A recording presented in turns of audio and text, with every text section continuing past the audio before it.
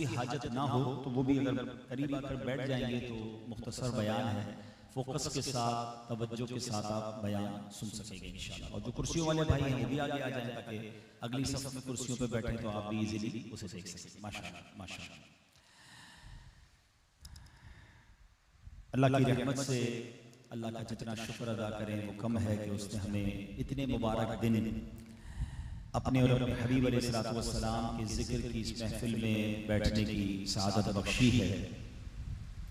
माशाअल्लाह में से अक्सर लोगों का रोज़ा भी है तो इफ्तार से पहले इतनी मुबारक महफिल जहाँ पर बयान भी हो, नात भी हो, दुआ भी हो, अल्लाह पाक आज के दिन की बरकतें हम सबको नसीब फरमाए। हमारे शब्बीर भाई और उनके ख़ानदान को इसकी बेहतरीन जज़ा अता फरमाए जिन्होंने इतना खूबसूरत इंतज़ाम किया है। दुरूद पाक पढ़ने के बेशुमार फ़ज़ाइल व बरक़ात हैं। सरकार दो आलम सल्लल्लाहु अलैहि वसल्लम का फरमान है, मन सल्ला अलैया हीना युस्बिहु अशरन, जिसने मुझ पर सुबह और शाम 10-10 बार दुरूद शरीफ पढ़ा, वहीना युमसी अशरन अदरकतहु शफाअती यौमल क़ियामा। आका फरमाते हैं कि क़यामत के दिन उसे मेरी शफाअत मिलेगी।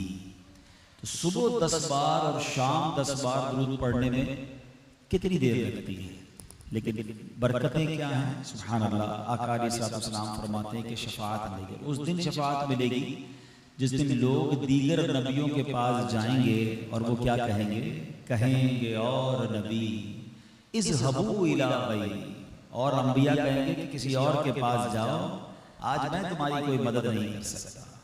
वन एंड ओनली पर्सनैलिटी कौन होगी, मेरे हुजूर के लब पर अना लगा होगा। मेरे आका शफाअत फरमाएंगे। तो शफाअत की खैरात लेनी है तो अपनी ज़िंदगी में दुरूद पाक को कसरत से शामिल कीजिए। आइए मिलकर मोहब्बत के साथ बाआवाज़ बुलंद दुरूद पाक पढ़ लें। सल्लु अलल हबीब सल्लल्लाहु तआला अला मुहम्मद सल्लल्लाहु अलैहि वसल्लम। आशूरा का दिन 10 मुहर्रमुल हराम का दिन जब भी आता है, एक याद, एक तकलीफ, एक गम हमारे दिलों को छूता है।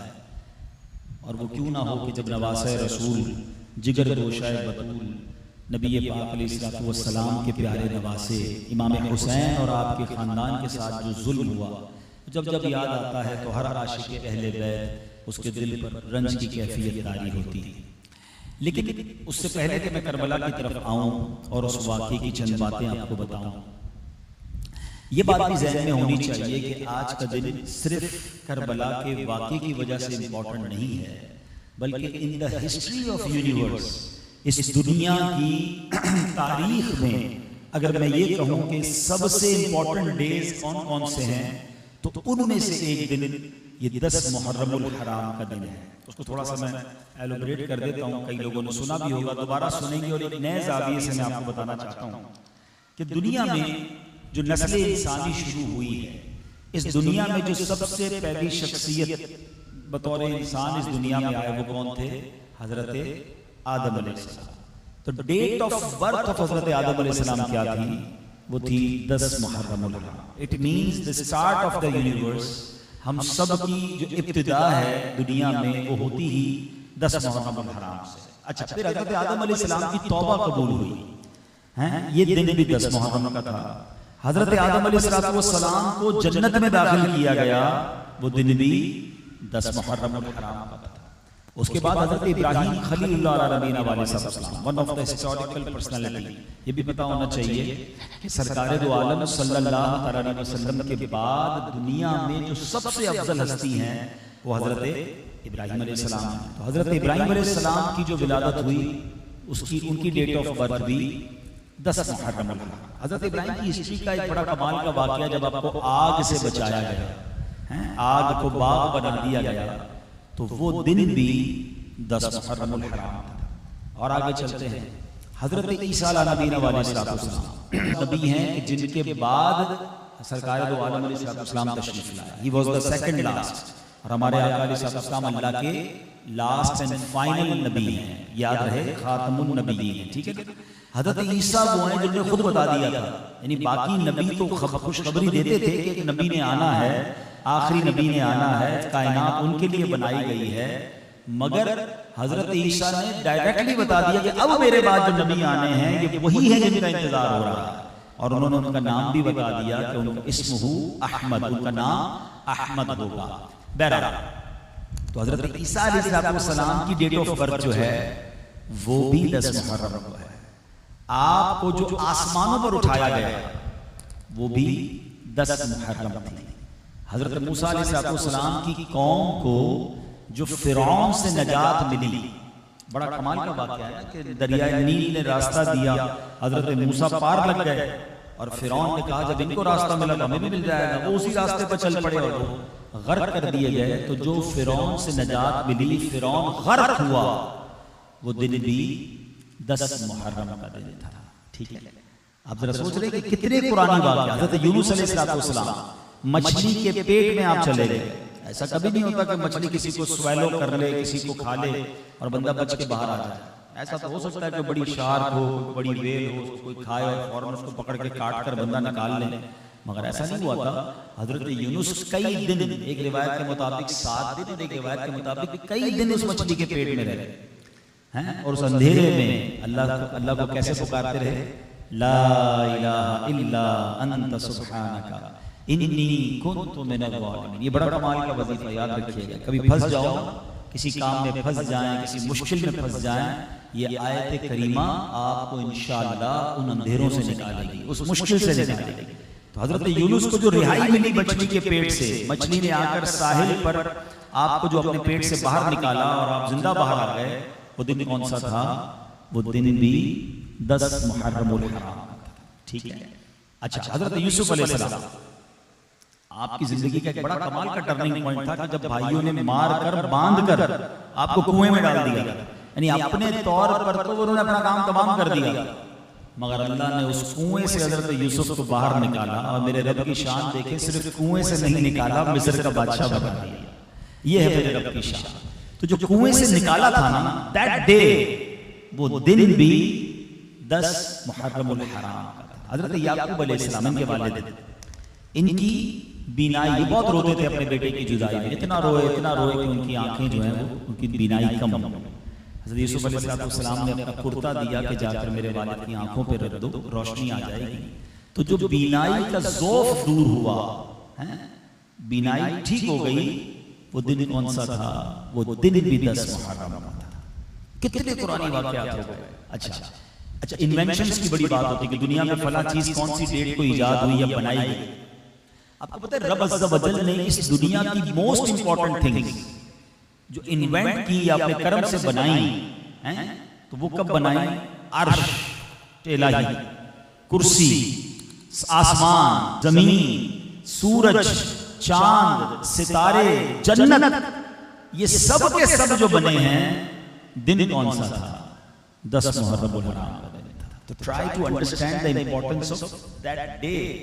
और फिर आते हैं कि आसमान से सबसे पहली बारिश, ठीक है ना, मेरा टॉपिक नहीं है, वरना सोशल मीडिया पे जाके आप वो बयान सुन सकते हैं कि हम सब की जिंदगी की जो वजह है, जिंदगी की जो सोर्स है वो पानी है, और पानी की जो सोर्स है, there is only one source of water in this universe, वो बारिश है। बारिश ना हो तो फिर दुनिया में जिंदगी खत्म हो जाएगी। वो अलग बात है कि फिर उससे ग्लेशियर कैसे बनते हैं, रेन वाटरफॉल कैसे बनते हैं, बोरिंग से पानी कैसे निकलता है, वो पूरी एक साइंस है जिसको हमने एक अलग बयान में बयान किया। लेकिन इतनी इंपॉर्टेंट है बारिश।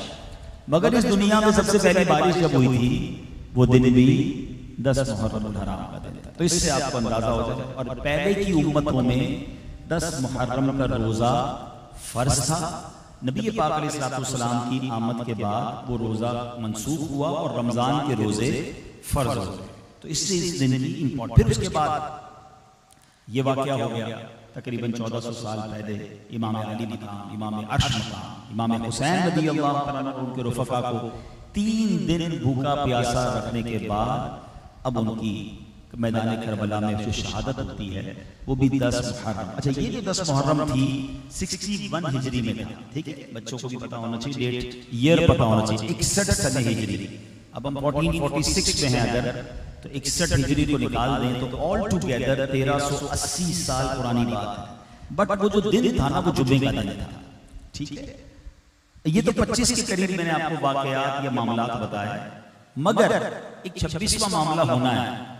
ये तो हो गए ना, आशूरे वाले दिन जब जुम्मे का दिन होगा, एक वाकया इस दुनिया में मजीद होना है। हाँ, और वो बहुत ही इंपॉर्टेंट वाकया है, और वो क्या है? वो कयामत आनी है, जो डे ऑफ जजमेंट है ना, डे ऑफ रिजरेक्शन जिसको कहा जाता है, फाइनल डे। वो दिन कौन सा होगा? और वो भी 10 मुहर्रम ही को आएगा, दिन भी जुम्मे का होगा। कौन सा साल होगा ये हमें नहीं पता, मगर जो रिवायतों से हमें मिलता है कि आशूरे का दिन ही होगा जब कयामत आएगी। तो अब आप समझे, आज मैं और आप उस दिन में बैठे हैं। It's not ordinary day to spend with the normal style. आज तो मांगने का, इल्तिजाएं करने का, यानी अगर आप अपनी थीम बनाए ना, मैं कल से कुछ सोचों में हूँ, क्योंकि आज तीसरा, कल से लेकर तो तीसरी बार बयान कर रहा हूँ, रात में बयान करने की सादत मिली, तो एक दिमाग में चल रही है ना बात कि यार हजरत आदम को इसी से तौबा कबूल हुई थी 10 मुहर्रम। आज तो तौबा करनी चाहिए कि अल्लाह उनकी तौबा कबूल की थी, मेरी भी तौबा कबूल कर ले। हजरत आदम को जन्नत में दाखिल किया गया, अल्लाह उनको जन्नत में दाखिल किया, मुझे भी आज के दिन बिला हिसाब जन्नत में दाखिल था। अल्लाह हज़रत इब्राहिम को तूने इसी दिन आग से बचाया था, मुझे भी जहन्नम की आग से मालिक आज के दिन रिहाई अता कर दे। हज़रत अय्यूब अलैहिस्सलाम, हाँ मैं एक बात बताना भूल गया, हज़रत अय्यूब अलैहिस्सलाम की जो तकलीफ दूर हुई, बीमारी दूर हुई, वो भी आशूरे का दिन था। अल्लाह हज़रत अय्यूब की बीमारी दूर की, आज का दिन है वही आशूरे का दिन है। मेरे मौला, मेरे बीमार, हमारे घर में जो बीमार, हम में से बीमार, अल्लाह आज शिफा दे।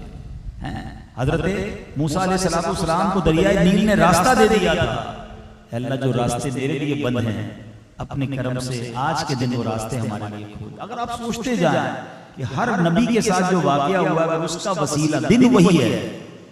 हजरत यूसुफ को मालिक तूने अंधेरे कुएं से निकाला था, अल्लाह मुझे भी गमों के कुएं से और अंधेरे से निकाल कर खुशियों के उजाले में दाखिल कर दे, बीमार गुनाहों के अंधेरे से निकाल कर नेकियों के उजाले में दाखिल कर दे। बंदा ये मांगता रहे अपने रब से। सुभान अल्लाह। हजरत याकूब अलैहिस्सलाम की बीनाई की जो ज़ौफ़ था, जो कमजोरी थी, तूने दूर कर दी थी। अल्लाह मेरी आंखों में भी नूर दाखिल कर दे कि इन आंखों से मैं नबी पाक का दीदार कर सकूं। तो सुभान अल्लाह, ब्यूटीफुल डे है, मांगने का दिन है। फिर हज़रत इमाम हुसैन की कुर्बानी का वसीला देकर कि अल्लाह उस कुर्बानी, उस अजीम कुर्बानी का वास्ता मुझे भी तेरे दीन का कोई खिदमत करने का मौका दे दे, मुझसे भी कोई काम ले ले। आला हज़रत लिखते हैं ना, काम वो ले लीजिए तुमको जो राजी करे, ठीक हो नामे रजा तुम पे करोड़ों दुरूद। तो बंदा ये अल्लाह की बारगाह में अर्ज करे, वो सजदे याद करे जो करबला के मैदान में हुए थे कि अल्लाह उन तलवारों के साए में किए गए सजदों का वास्ता करीम मेरे भी टूटे फूटे सजदे कबूल फरमा ले। तो बस उन्हीं ख्यालात में रहे, उन्हीं वाकयात को सोचता रहे और अल्लाह से मांगता रहे। मेरे करीम के दरवाजे खुले हैं, उसके रहमत के दर खुले हैं। ये बड़ा मुबारक दिन है जिस दिन हमें दुआएं करनी हैं, इल्तिजाएं करनी हैं और अपनी जिंदगी को दोबारा रिकॉल करना। अब इमाम हुसैन रज़ियल्लाहु तआला को जो ये वाकया था, कुरान मजीद फुरकान हमीद की पहले में आपको आयत है, अल्लाह करीम कुरान मजीद में इरशाद फरमाता है, बिस्मिल्लाहिर्रहमानिर्रहीम, अफ़हुक्मल जाहिलिय्यति यबगून वमन अहसनु मिनल्लाहि हुक्मन लिक़ौमिन युक़िनून। अल्लाह कुरान में फरमाता है, तो क्या ये लोग जाहिलियत का हुक्म चाहते हैं और यकीन वालों के लिए अल्लाह से बेहतर किसका हुक्म हो सकता है। ये आयत याद रखिएगा, एक्चुअली ये आयत एक तरह से प्रोस्पेक्टस है। ये आयत एक उसूल है जिंदगी गुजारने का, बिलखुसूस जो फैसला करने वाले हैं, जो डिसीजन लेने वाले हैं, जो साहिब इक़्तिदार लोग होते हैं। कुछ लोग वो होते हैं कि जिनके कहने से काम हो जाता है। अब जरूरी कि हुकूमत में ही हो, कुछ खानदान में बड़े होते हैं, कुछ मोहल्लों में बड़े होते हैं, कुछ अपनी सोसाइटी में, अपनी कम्युनिटी में बड़े होते हैं। इन सब के लिए एक जबरदस्त इस आयत में एक उसूल बयान किया। इमाम हुसैन रज़ियल्लाहु तआला अन्हु गोया इस आयत और इस हुक्म के उसूल पर आपने जो है करबला के मैदान में अपना मौक़िफ़ इख्तियार किया। बड़ी बात होती है आजकल कि जनाब फला का मौक़िफ़ क्या है, उसका बयानिया क्या है, वो कहता क्या है, उसका माफी ज़मीर क्या है, ये तो बताओ ना भाई, आपका टारगेट क्या है, आप किस लिए बात कर रहे हैं। तो सबसे बड़ा क्वेश्चन ये पैदा होता है कि करबला के मैदान में इमाम हुसैन का पॉइंट ऑफ व्यू क्या था, आपका मौक़िफ़ क्या था, आप कहना क्या चाह रहे थे और आप ये किस लिए सारा कुछ हुआ, ये समझना बहुत जरूरी है। जिस दिन मैं और आप उस पॉइंट पर पहुंच जाएंगे कि वाय करबला का ये वाकया, ये इंसिडेंट क्यों हैपन हुआ, ये क्यों हुआ, और उसके पीछे इमाम हुसैन की सोच क्या थी, अगर वो हम सीख जाएंगे तो इंशाअल्लाह जिंदगी के कई मौकों पर फैसला करना आसान हो जाएगा। इमाम हुसैन रज़ियल्लाहु तआला अन्हु, अब जरा इस आयत को पहले थोड़ा सा पहले कुछ इमाम हुसैन रज़ियल्लाहु तआला के बारे में मैं कर दूं कि 61 हिजरी का ये वाक़या है जिसपे ये करबला का माजरा होता है। यजीद बदबख्त तख्ते सल्तनत पर काबिज हो गया और उसने इमाम आली मकाम इमाम हुसैन से बैअत का मुतालबा किया कि आप भी मेरी बैअत करें। इमाम हुसैन ने बैअत नहीं की और मदीना छोड़कर मक्के आ गए। अब्दुल्लाह बिन सुलैम असदी कहते हैं कि हम लोग हज करने के लिए कूफा से मक्का हाजिर हुए थे। याद रहे कि ये जो इमाम हुसैन का ट्रैवल हुआ था ना मक्के से कूफा का, आपको पता है वो दिन कौन सा था? 4 ज़ुल्हिज्जा था। यानी पूरी दुनिया से हाजी हज करने मक्के में आए और वक्त का इमाम अल्लाह रसूल के दीन को दुनिया में पहुंचाने के लिए और अपने कुरानी मौक़िफ़ पर अमल करने के लिए मक्के से कूफा रवाना हो रहे हैं। कितनी बड़ी कुर्बानी है। मैं और आप तड़प रहे हैं मक्के पहुंच जाएं और इमाम हुसैन 6 दिन बाकी हैं, हज में 5 दिन बाकी हैं, मगर आप जा रहे हैं कूफा। तो अब हुआ ये कि वो कहते हैं हज करने गए, इमाम हुसैन वहीं थे। हमने देखा कि अब्दुल्ला बिन जुबैर रज़ियल्लाहु तआला अन्हु साहबी रसूल हैं, वो और इमाम हुसैन कुछ बातें कर रहे हैं। तो कहते हैं मैंने गौर से सुना तो उन्होंने अब्दुल्ला बिन जुबैर ने कहा कि ए इमाम आप यहीं रहे, हम आप यहीं बैत कर लेते हैं, आप ना जाए कूफा। तो इमाम अली मकाम ने कहा कि मुझे मेरे वालिद मोहतरम मौला अली शेर खुदा करमल्लाहु वजहु करीम ने एक हदीस सुनाई थी कि एक मेंढा होगा जो काबे की हुर्मत को पामाल करेगा, उसे यहाँ कत्ल कर दिया जाएगा। मैं यहाँ रहकर मेंढा बनना नहीं चाहता। मतलब ये था कि मेरी शहादत तो तय है, मैं मक्के में रहा तब भी मेरी शहादत हो जाएगी। अब नुकसान ये होगा कि यजीद बदबख्त मेरी दुश्मनी में मक्के तक आएगा और मक्के की बेहुरमती करेगा, लिहाजा मुझे जाना पड़ेगा। अल्लाह अकबर। अब वो कहते हैं, साहबी कहते हैं कि मैंने गौर किया कि दोनों बातें कर रहे थे, मैं सुनता रहा यहाँ तक कि ज़ोहर का वक्त शुरू हो गया। इमाम अली मकाम ने तवाफ किया, सफा मरवा किया, बाल कटवाए, उम्रा मुकम्मल किया और फिर कूफे का सफर इख्तियार कर लिया। ये ऐसा नहीं था, इमाम हुसैन को कई लोगों ने अर्ज की थी, मगर वो जानते थे कि जो तकदीर का लिखा है वो होकर रहेगा। अरब का एक मशहूर शायर है जिसका नाम था उसका नाम था फरज़दक। उसने इमाम अली मकाम को रास्ते में जब उसकी मुलाकात हुई ना, तो इमाम अली मकाम ने पूछा कि कूफा में लोगों की क्या सूरत हाल है, वहां जा रहा हूं। तो वो कहता है कि हुजूर लोगों के दिल आपके साथ हैं, तलवारें यजीद के साथ हैं। आसमान से फैसले उतर चुके हैं, होना वही है जो अल्लाह पाक चाहेगा। उन्होंने बता दिया। इमाम हुसैन का हौसला देखें, इम्तिहान पर कैसे तैयार थे। आपने फरमाया फरज़दक तुमने सच कहा, हुक्म पहले भी अल्लाह पाक का था, बाद में भी अल्लाह पाक का ही होगा। जो खुदा चाहता है वही होता है। हर दिन हमारे रब की नई शानें हैं। अगर तो खुदा का फैसला वही है जो हम चाहते हैं, तब हम उसकी नेमत पर उसकी हम्द करते हैं और वही शुक्र की तौफीक बख्शता है। और अगर अल्लाह पाक का फैसला कुछ और है, तब भी जिसकी नीयत सच्ची हो, जो हक का पैरोकार हो, तन्हाइयों में भी तकवा इख्तियार करने वाला हो, वो सरकशी नहीं करता, वो अल्लाह के फैसले पर राजी रहता है। ये कहकर इमाम कूफा के लिए रवाना हो गए। उनको पता था कि होना क्या है, मगर ही वाज रेडी। उनको पता था कि एक बड़ा इम्तिहान मुंतज़िर है।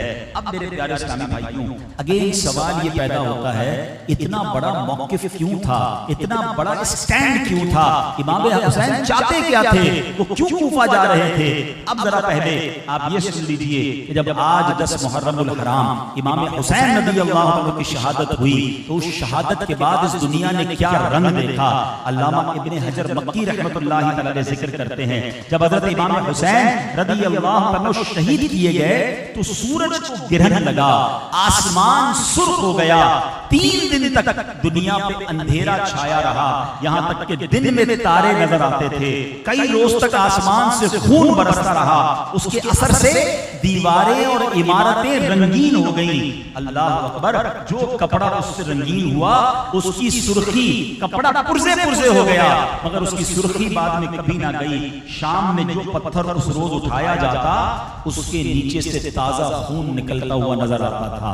लोग समझे कि कयामत आ गई है, आज कयामत का दिन आ गया है। अल्लाह अकबर, ये ऐसा दिन था जब इमाम हुसैन की शहादत हुई और उसके बाद जो सिनेरियो बना। मौलाना हसन रजा खान साहब लिखते हैं ना, हजारों में 72 तन थे तस्लीमो रिजा वाले। ये किसी और शायर का कलाम है। हजारों में 72 तन थे तस्लीमो रिजा वाले, हकीकत में खुदा इनका था और ये थे खुदा वाले। किसी ने जब वतन पूछा तो हजरत ने ये फरमाया, किसी ने जब वतन पूछा तो हजरत ने ये फरमाया, मदीने वाले कहलाते थे अब हैं करबला वाले। हुसैन इब्ने अली की क्या मदद कर सकता है कोई, ये खुद मुश्किल कुशा थे और थे मुश्किल कुशा वाले।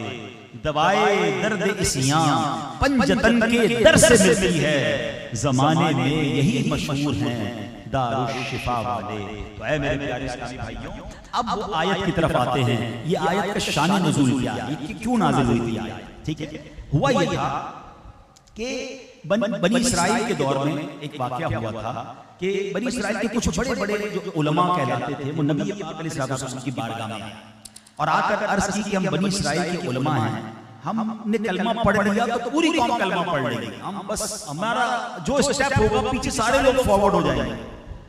बस मसला ये है कि फुलां कबीले से ना हमारा एक झगड़ा है, हम उस झगड़े का फैसला आपसे करवाते हैं, अब फैसला हमारे हक में कर रहे हैं, बस आप फैसला हक करें और हमने सबने कलमा पढ़ना है, उतने हजारों लोग मुसलमान हो जाएंगे। डील लेकर आए थे किसके पास? सरकार दो आलम अलैहिस्सलाम के पास। तो वहीं सूरह माइदा की आयत नंबर 49 और 50 नाज़िल हुई और अल्लाह पाक ने कयामत तक के लिए तमाम इस्लामी हुक्काम को, तमाम जजेस को, तमाम अहले इक़्तिदार को, तमाम वो लोग जो इन्फ्लुएंसर हैं उनको गोया एक फॉर्मूला, एक प्रोस्पेक्टस, एक उसूल बयान फरमा दिया। कुरान कहता है वअनिहकुम बैनहुम बिमा अंज़लल्लाहु वला तत्तबि अहवाअहुम। कुरान कहता है ऐ मुसलमान, ये कि इन लोगों के दरमियान इसके मुताबिक फैसला करो जो अल्लाह ने नाजिल फरमाया और उनकी ख्वाहिशात के पीछे न चलो।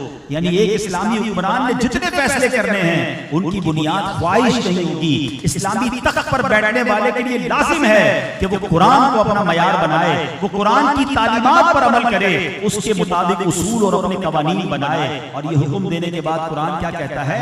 अफहुक्मल जाहिलियत यबगून, तो क्या ये लोग जाहिलियत का हुक्म चाहते हैं? यानी जहालत वाला हुक्म दे दिया जाए जो जमाने जाहिलियत में होता था कि पैसे वाले के लिए अलग कानून, गरीब के लिए अलग कानून, सरदार के लिए अलग कानून, और जनाब जिसको कोई पूछने वाला नहीं। लोगों ऐसा भी होता था कि कत्ल कोई करता था और जब उसको पकड़ लिया जाता तो अपना कोई गुलाम पेश करता कि मेरे बजाय इसको मार दीजिए, मेरे बजाय इसके हाथ काट दीजिए। ये जाहिलियत में होता था। मेरे आका अलैहिस्सलाम ने वो तमाम जाहिलियत की रस्मों को खत्म किया। अल्लाह अकबर। अब इमाम हुसैन की रगों में नबी पाक का खून था, मौला अली का खून था। वो जानते थे कि यजीद ज़माने जाहिलियत की तरफ लेकर जाना चाहता है, ये इस्लाम के नक्शे को बिगाड़ना चाहता है, वो शराब को हलाल करार देना चाहता है, वो बेहयाई और बदकारी और बुरे कामों को रिवाज देना चाहता है, वो सुन्नत को तहस नहस करना चाहता है। और इमाम कैसे उसके हाथ पर बैत कर लेते? कुरान का यह हुक्म मौजूद था कि क्या लोग ये चाहते हैं कि जाहिलियत का हुक्म दिया जाए, जाहिलियत को नाफिज कर दिया जाए? तो इमाम हुसैन उसके सामने डट गए। ऐ मेरे प्यारे इस्लामी भाइयों, ये रहती दुनिया के लिए एक मैसेज है इमाम हुसैन का कि वो सर तो कटा गए, खानदान तो लुटा गए, मगर गुनाहों भरे सिस्टम के आगे उन्होंने सर न झुकाया। आज हम इस प्रॉब्लम में आ गए हैं कि हम कंप्रोमाइज करने लगे। आपको पता है इमाम हुसैन को कितनी बड़ी ऑफर थी? आपको ये ऑफर दी गई थी कि आप बैत कर लें यजीद की, उसके बाद आपको छोड़ भी दिया जाएगा, आपको बहुत ज्यादा मालो दौलत भी मिलेगा, आपको सारी जिंदगी प्रोटोकॉल मिलता रहेगा, आप अपनी जिंदगी एंजॉय करें। मगर इमाम हुसैन ने सब कुछ लुटा दिया, कंप्रोमाइज नहीं किया। आप जरा सोचिए कितना ब्रेव डिसीजन था। मैं कभी कभी सोचता हूं कि अगर पॉसिबल नहीं है, बिलफर्ज महाल इमाम हुसैन कंप्रोमाइज कर लेते तो आज तो हर बंदा ये कहता ना यार मेरा भी प्रॉब्लम क्या है, कारोबार करने में सारी मार्केट झूठ बोलती है, मैं नहीं बोलूंगा तो मेरा माल बिकेगा नहीं। कभी इमाम हुसैन कंप्रोमाइज कर सकते तो मैं भी कर लेता हूँ। मैं जनाब जनरल सोसाइटी में रहता हूँ, यहाँ का माहौल जनाब ऐसा है तो यहाँ बहुत ज्यादा दीन पर अमल करने में मुझे हिचकिचाहट होती है। मॉडर्न दोस्त हैं, इमाम हुसैन ने भी तो कंप्रोमाइज किया था, मैं भी कर लेता हूँ। अच्छा, इमाम हुसैन ने नहीं किया, मगर लोगों ने आज भी करना शुरू कर दिया है। आज हमें लोग आके कह रहे थे हजरत यूरोप में रहते हैं, वहाँ बहुत कुछ मामला ऐसा होता है, करना पड़ता है। मुझे थोड़े दिनों पहले एक सवाल आया, एक साहब है हमारे, कहते मेरे रिश्तेदार वहाँ गए हैं, पढ़ने गए हैं, तो पढ़ने के साथ साथ पार्ट टाइम कुछ टाइम के लिए घंटों की जॉब भी करनी पड़ती है। वो ऐसे इलाके में यूनिवर्सिटी है कि जहाँ जॉब बड़ी मुश्किल से मिलती है। उस बच्चे को जॉब तो मिल गई है, मगर सवाल ये है कि वहाँ शराब बिकती है, वहाँ उसको पोर्क का, सूअर का गोश्त भी सर्व करना पड़ता है। तो हजरत बताएं कि मजबूरी में तो इसकी इजाजत होगी ना। यानी वो जब सवाल के अंदर जवाब भी खुद ही दे रहे थे कि फिर कोई तो इजाजत होगी ना, वो बेचारा क्या करे, आप खुद बताएं। का थोड़ा बहुत कमाएगा नहीं तो फिर अपनी फीस नहीं दे सकेगा, और जॉब छूट जाएगी तो दूसरी मिलेगी नहीं। यानी वो सवाल नहीं कर रहे थे, वो मुझे पूरा जवाब भी तैयार करके उन्होंने मुझे वॉइस पर भेजा कि वो चाह रहे थे किसी तरह मैं जायज कह दूं। अच्छा कर, फिर भी वो रहा था, अच्छा वो ढूंढ भी रहा है, वो ढूंढ रहा है, थोड़े दिनों में अगर मिल गई तो छोड़ देगा, लेकिन जब तक नहीं छोड़ सकता। अब मैं वो सवाल सुनता रहा और मैं सोचता रहा कि आज के मुसलमान को क्या हो गया, क्यों करबला का मैदान भूल जाता है। थोड़े से पैसों के लिए, थोड़े से सिक्कों के लिए कौन सा फर्ज वाजिब था आपका जर्मनी में जाना हजरत? अगर आप ऐसे मुल्क में रहेंगे, ऐसी जॉब है कि जहां पर नमाज पढ़ने की इजाजत नहीं, तो आप जॉब करेंगे या नमाज छोड़ेंगे? अब खुद सोचिए ना, डिसीजन क्या होगा, मेरा फैसला क्या होगा। हम एक तरफ तो कहते हैं मैं पंजतन का गुलाम हूं, मैं करबला वालों का चाहने वाला हूं, लेकिन हर मामले में कंप्रोमाइज। यार क्या करें, सारे झूठ बोलते हैं, यहाँ सच बोल के तो माल बिकता नहीं, इसलिए मैं झूठ बोल रहा हूँ। सारे मिलावट करते हैं, मैं नहीं करूंगा तो मेरा सौदा नहीं बिकेगा। यानी दुनिया की हर शादी हो हमारे घर में तो लोग कहते हैं क्या करें यार, खानदान की रस्में हैं, हम नाच गाना नहीं करेंगे तो खानदान वाले नाराज हो जाएंगे, हमारा स्टेटस खराब हो जाएगा। यानी दुनिया को राजी करने के लिए, खानदान को राजी करने के लिए, पैसे कमाने के लिए, वीजा लेने के लिए, किसी मुल्क में एडजस्ट होने के लिए ऐसे ऐसे लोग आकर बताते हैं यार दोस्त इतने मॉडर्न है ना, उनके साथ जरा सुन्नत के मुताबिक खाना नहीं खा सकते, मजाक उड़ाते हैं। यानी ये मेरा ईमान कमजोर हो गया कि मैं मुसलमान होने पर शर्मिंदा हूं किसी से आगे। हजरत उमर रज़ियल्लाहु अन्हु का वाकया सुनिए। एक बार कहीं जा रहे थे तो हुआ ये कि रास्ते में आप ऊंट पर घोड़ सवार थे, तो रास्ते में पानी आ गया ना, बहुत बड़ा पानी का हौज आ गया। तो इमाम हजरत उमर ऊंट से नीचे उतरे, अपने जुराबे उतारी, अपने सॉक्स उतारे, अपने कंधे पे रखे और आप उस पानी में उतर गए और ऊंट को भी लेके चल गए। तो आपके साथ एक साथी थे, कहते हैं आप अमीरुल मोमिनीन हैं, आप जरा अपने कपड़ों का, इन चीजों का ख्याल रखिए, सामने भी बहुत बड़े बड़े लोग आपको इस्तकबाल करने आएंगे, हमारा स्टेटस खराब हो जाएगा। आज की जबान में कह रहा हूँ कि लोग क्या कहेंगे। सुभान अल्लाह, हजरत उमर का जो जवाब था ना, आप कहते तुम्हारी जगह कोई और होता ना तो मैंने पहले तो सजा दे दी थी, तुम्हें क्या हो गया है। हम मुसलमान नहीं थे, इस्लाम लाए तो इस्लाम ने हमें इज्जत दी है, नबी पाक की गुलामी मिली तो हमें इज्जत मिली है। और याद रखो, इस्लाम के अलावा किसी और चीज में अगर किसी ने इज्जत तलाश की है तो वो जलील और ख्वार होकर ही रहता है। हमने इस्लाम को तो क्यों छुपा दिया है, कपट में ना यार, दोस्तों के सामने कुरान हदीस की बात करेंगे बोलेंगे मौलवी हो गया। टोपी नहीं पहनते लोग अपने दोस्तों के सामने, ऐसे माहौल में जाते अच्छे खासे जो टोपी पहन के सारा दिन घूमे होंगे ना, एक ऐसी गैदरिंग नहीं है जो टोपी पहन के नहीं जा सकते, उधर उतारा उधर दूसरा हुलिया होगा, कभी कभी तो बंदा पहचाना नहीं जाता, वही यार हमारी मस्जिद में नमाज पढ़ रहा है, ये इधर किधर जा रहा है। नहीं, वो गैदरिंग ऐसी है ना हजरत, वहां थोड़ा सा हजरत वो थोड़ा चेंज होना जरूरी है। हजरत हमें समझा रहे हो भाई, हमें समझा के क्या करोगे, अल्लाह रसूल को क्या दिखाओगे। यानी ऐसी गैदरिंग जा जाके तुम्हें अपना मुसलमान डिक्लेयर करना शर्मिंदा करता है, तुम्हें नबी पाक का उम्मती होना शर्मिंदा करता है, तुम्हें सुन्नत पर अमल करने पर। मगर सुभान अल्लाह, आज पूरी दुनिया में हसनी हुसैनी सैयद पाए जाते हैं। जिंदा कौन रहा, नाम किसका बाकी रहा। कैलकुलेशन बताती है कि इमाम हुसैन की फौज जो है वो अददी लिहाज से हार गए थे, क्योंकि बचे ही नहीं, एक ही मर्द बचा, हजारों यजीदी वापस गए। मगर हर चीज कैलकुलेटर से नहीं चेक की जाती हजरत, उसकी जो रिपरकशंस हैं, उसके जो कॉन्सिक्वेंसेस हैं, उसके जो रिजल्ट्स हैं, वो दुनिया को पता चले कि यजीदी तो समझे हम जीत कर गए हैं, मगर फिर बाद में नतीजा क्या आया कि कत्ले हुसैन असल में मर्गे यजीद है। इस्लाम जिंदा होता है हर करबला के बाद, दुनिया में कौन सा मुसलमान है जिसके दिल में इमाम हुसैन नहीं बसते, जिसके दिल में करबला वाले नहीं बसते। अरे उनकी याद में सारी दुनिया में रोजे रखे जाते हैं, उनके नाम से दुआएं मांगी जा रही हैं। किधर है यजीद, किधर है जोरे बाजू? हर चीज जो सामने नजर आ रही होती है ना कि यार ये करूंगा तो पैसे मिल जाएंगे, ये करूंगा तो वीजा मिल जाएगा, ये करूंगा तो मामला हल हो जाएगा, थोड़ा इस्लाम की बात बाद में, थोड़ा दीन की बात बाद में। अरे भाई ये थोड़ा सा पीछे रखो, हर जगह इस्लाम की बात नहीं करनी होती है। अल्लाह अकबर, किधर चले गए हम? फिर कहते हैं मैं पंजतन का गुलाम हूं। बस मैं आखिरी बात करता हूं कि खुदारा ऐसी जिंदगी गुजारना कि कयामत के दिन इमाम हुसैन को मुंह दिखा सकें, मुलाकात कर सकें। आपको पता है एक बार नबी पाक अलैहिस्सलाम ने मौला अली से क्या फरमाया था? ए अली, तुम्हें पता है सबसे पहले 4 जन्नत में जाने वाले कौन होंगे?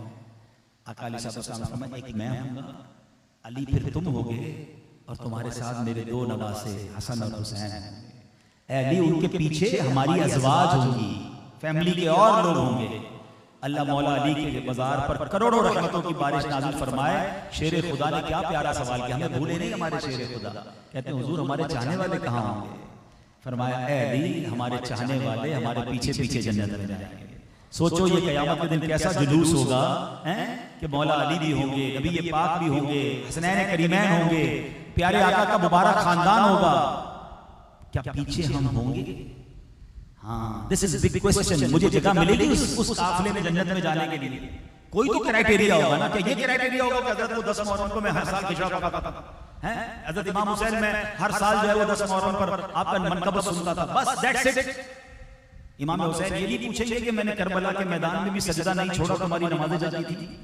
दीन बचाने के लिए सर कटाया, उस दीन के लिए मैंने क्या किया?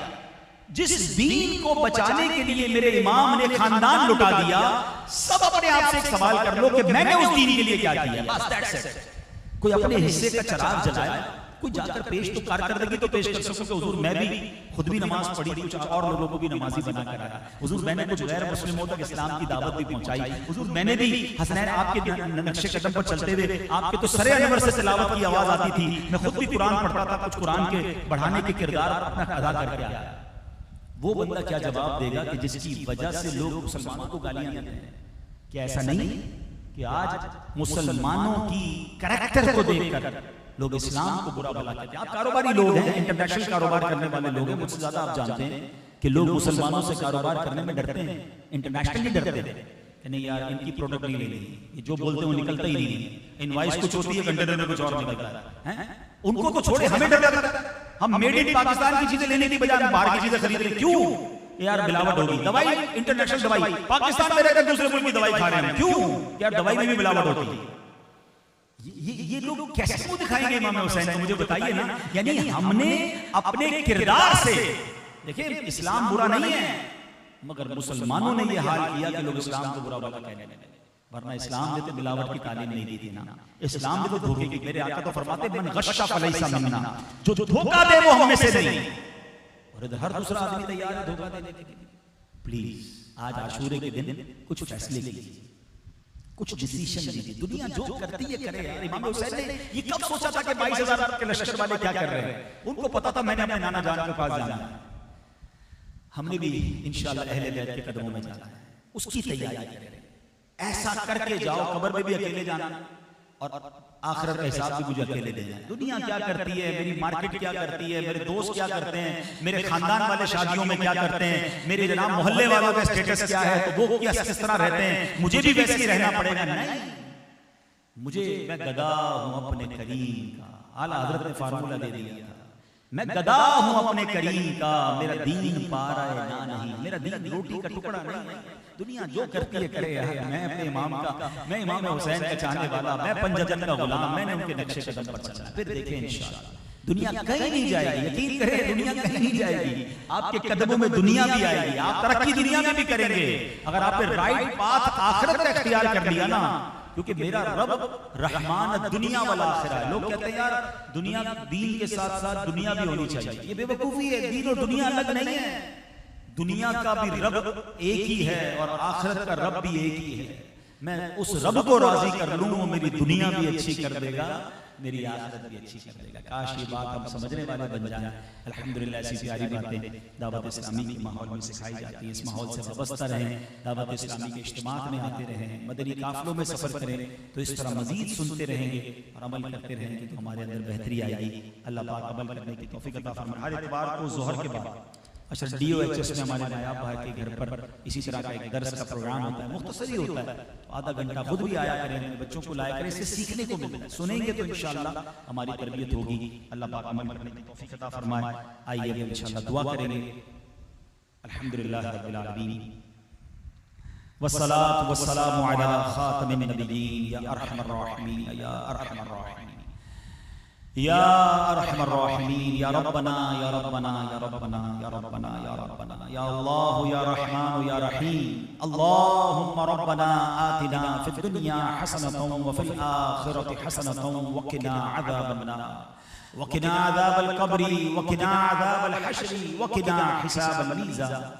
अल्लाहुम्मा अइन्नी अला ज़िक्रिका व शुक्रिका व हुस्नि इबादतिक या मुक़ल्लिबल क़ुलूब सब्बित क़ुलूबना अला दीनिका या मुसर्रिफल क़ुलूब सर्रिफ क़ुलूबना अला तौअतिका। ए करीम, ए यौम आशूरा हज़रत आदम अलैहिस्सलाम की तौबा कबूल फरमाने वाले, हमें भी सच्ची तौबा की तौफीक अता फरमा और हमारी तौबा अपने दरबार में कबूल भी फरमा। अस्तग़फिरुल्लाह रब्बी मिन कुल्लि ज़ंबिन व अतूबु इलैहि, अस्तग़फिरुल्लाहल अज़ीम मिन कुल्लि ज़ंबिन अज़ीम। ऐ यौम आशूरा हज़रत आदम को जन्नत में दाखिला अता फरमाने वाले, हमें भी बिला हिसाब जन्नत में दाखिला अता फरमा दे। ऐ हज़रत इब्राहीम को यौम आशूरा आग से निजात देने वाले, आज जहन्नम की आग को हम सब पर हराम करार दे दे। ऐ हज़रत अय्यूब की बीमारियां यौम आशूरा दूर करने वाले, अल्लाह हम में जो बीमार हैं, हमारे घर वालों में जो बीमार हैं, ऐ करीम उन्हें शिफा अता फरमा। ऐ हज़रत यूसुफ को यौम आशूरा अंधेरे कुएं से निकालकर उजाले में दाखिल करने वाले, अल्लाह गुनाहों के अंधेरे से निकालकर हमें नेकियों के उजाले में दाखिल कर दे। अखरिजना या अल्लाह मिनज़्ज़ुलुमाति इलन नूर, अखरिजना या अल्लाह मिनज़्ज़ुलुमाति इलन नूर। ऐ यौम आशूरा हज़रत यूनुस को मछली के पेट से निजात देने वाले, हम भी कुछ मुश्किलों में फंस गए हैं, घिर गए हैं और तुझे उन्हीं अल्फाज के जरिए पुकारते हैं जो हज़रत यूनुस ने पुकारा था। मौला हमें उन गमों, उन मुश्किलों, उन परेशानियों के अंधेरे से निकाल दे। ला इलाहा इल्ला अंत सुब्हानका इन्नी कुन्तु मिनज़ ज़ालिमीन, ला इलाहा इल्ला अंत सुब्हानका इन्नी कुन्तु मिनज़ ज़ालिमीन, ला इलाहा इल्ला अंत सुब्हानका इन्नी कुन्तु मिनज़ ज़ालिमीन। यौम आशूरा हमारे इमाम ने अपना सब कुछ लुटा दिया। इमाम हुसैन की उस कुर्बानी का वास्ता हमें भी तेरे दीन की खातिर कुर्बानियां देने की, दीन की खिदमत करने की तौफीक अता फरमा। करबला के मैदान में किए गए मकबूल सजदों का वास्ता हमें 5 वक्त का नमाजी भी बना दे, हमें सजदों की लज्जत भी अता फरमा। ऐ अल्लाह, करबला के मैदान में की गई अजीम तिलावत कुरान का वास्ता, कुरान पढ़ने में हमारा शौक बढ़ा दे, कुरान से हमें सच्ची दोस्ती नसीब फरमा। अल्लाह हमारी बख्शिश कर दे, हमारे माँ बाप को बख्श दे, हमारे भाई बहनों को बख्श दे, हमारे बीवी बच्चों को बख्श दे। अल्लाह नबी पाक अलैहिस्सलाम की सारी उम्मत की बख्शिश फरमा। अल्लाह हमें हासिदों के हसद से बचा, बदनजरों की बदनजरी से बचा, शैतान के शर से बचा, जादू टोने आसेब से बचा, जमीनी आसमानी बलाओं से बचा, जलजलों तूफानों और वायरसों से बचा। करीम तेरे खजानों में कमी नहीं, जो जो हमारे हक में बेहतर है हमें अता फरमा, जो हमारे हक में बेहतर नहीं उसका ख्याल भी दिल से निकाल दे। ऐ अल्लाह फलस्तीन के मुसलमानों की गैब से मदद फरमा, आलम इस्लाम का बोल बाला फरमा, बिलखुसूस हमारे वतन अजीज पाकिस्तान की खैर फरमा। ऐ अल्लाह हमारी जान, माल, इज्जत, आबरू, आल और औलाद, दीन और ईमान की हिफाजत फरमा। अल्लाह हमारे हाजी शबीर साहब के घर पर अपनी रहमतों बरकतों का नुज़ूल फरमा, इस खानदान पर अपने फजल व करम का नुज़ूल फरमा, इनके रिज़्क़ हलाल में बरकतें और वुसअतें अता फरमा। हम में से जिन जिन ने रोज़े रखे हैं करीम अपने करम से नबी पाक और सहाबा के मकबूल रोज़ों का वास्ता हमारे भी रोज़े अपने दरबार में कबूल फरमा, और आज के दिन के रोज़े की जो फजीलतें हमने पढ़ी हैं वो हम सबको नसीब फरमा। अल्लाहुम्मा रब्बी यस्सिर वला वला तुअस्सिर वतम्मिम लना बिल खैर या फत्ताहु व बिका नस्तईन व उफव्विदु अमरी इलल्लाह इन्नल्लाह बसीरुम बिल इबाद बिबरकति इन्नल्लाह व मलाइकतहु युसल्लूना अलन नबी या अय्युहल्लज़ीना आमनू सल्लू अलैहि व सल्लिमू तस्लीमा सल्लल्लाहु अला नबिय्यिल उम्मी व आलिहि सल्लल्लाहु अलैहि वसल्लम सलातन व सलामन अलैका या सय्यदी या रसूलल्लाह।